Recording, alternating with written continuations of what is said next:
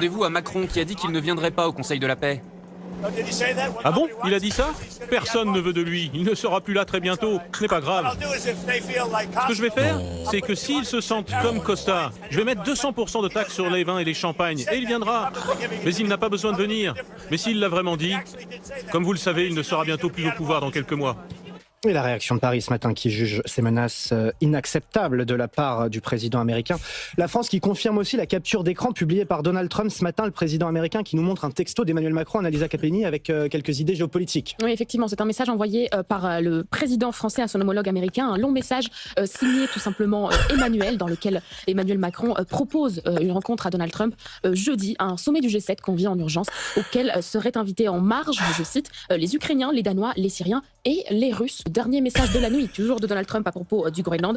Selon le président américain, il n'y a pas de retour en arrière possible sur ce sujet. Sur ce point, tout le monde est d'accord selon le message du président américain. Donald Trump compte d'ailleurs aborder ce sujet lors d'une réunion des différents partis à Davos, en Suisse. Une réunion proposée par le secrétaire général de l'OTAN, Mark Rutte. Depuis que Donald Trump est au pouvoir, l'Europe a été mise à nu. Il a révélé une Europe dépendante, fragmentée, soumise, impuissante, incapable de gérer une crise majeure sans l'ombre américaine. Face à Donald Trump, l'Europe n'a ni rapport de force, ni dissuasion politique crédible, ni autonomie stratégique, ni puissance. En Ukraine comme ailleurs, elle subit bien plus qu'elle n'agit. Sa seule zone d'expression, dite musclée, reste l'Afrique, et encore même là. De plus en plus de dirigeants africains ont compris que la France ne pèse plus grand-chose et qu'il est temps de diversifier les partenariats.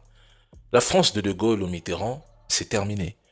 Ce que l'on voit aujourd'hui n'en est même plus l'ombre, et le rappeler les dérange. Donald Trump ne fait qu'exposer au grand jour les divisions européennes. Face à eux, Trump a la carotte et le bâton. Il ne les respecte pas parce qu'à ses yeux, ils sont devenus insignifiants. La France ne pèse plus sur l'échiquier mondial. Donald Trump raisonne en termes de puissance et de rapport de force. Et l'Europe n'est tout simplement pas un challenger.